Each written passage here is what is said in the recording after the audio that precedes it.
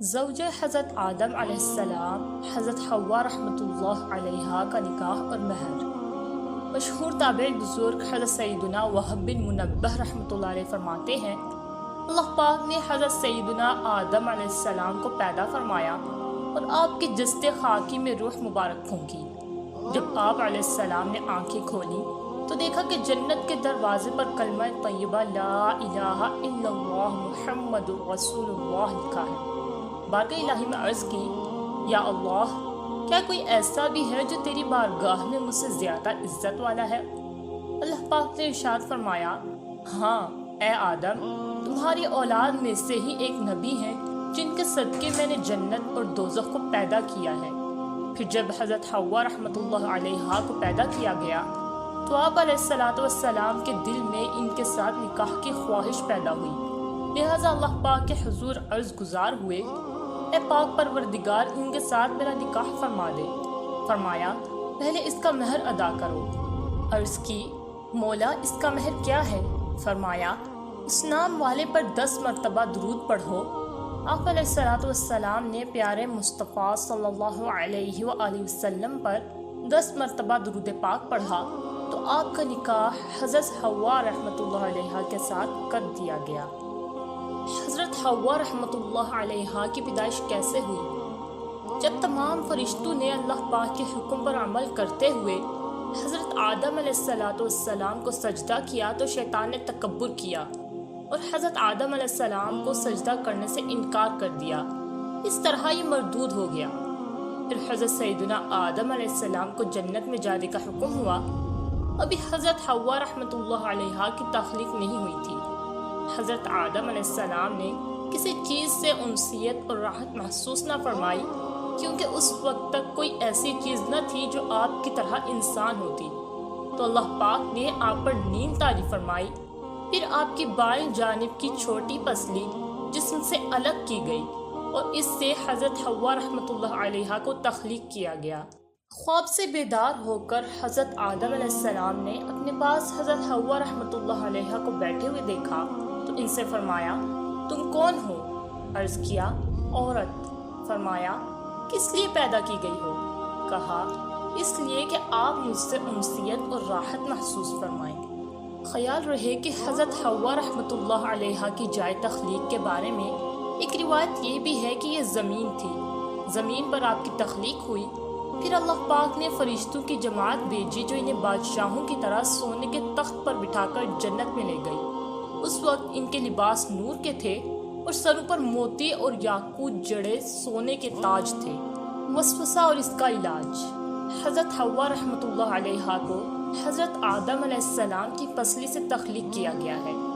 اس لیے ہو سکتا ہے کہ شیطان کسی کے دل میں وسوسہ ڈالے کہ یہ تو حضرت آدم علیہ السلام کی اولاد ہوئی۔ یاد رہے، ایسا نہیں ہے، کیونکہ آپ کو حضرت آدم علیہ السلام کی پسلی سے پیدا کیا گیا ہے اور پسلی سے پیدا ہونے کی وجہ سے اولاد کسی کو نہیں کہا جا سکتا۔ جیسا کہ ہمارے جسم سے بہت سی جاندار چیزیں بن جاتی ہیں، سر میں، پیٹ میں بہت سے کیڑے پیدا ہو جاتے ہیں، وہ ہماری اولاد نہیں کہلاتے۔ جنت میں قیام اور ایک درخت سے ممانعت۔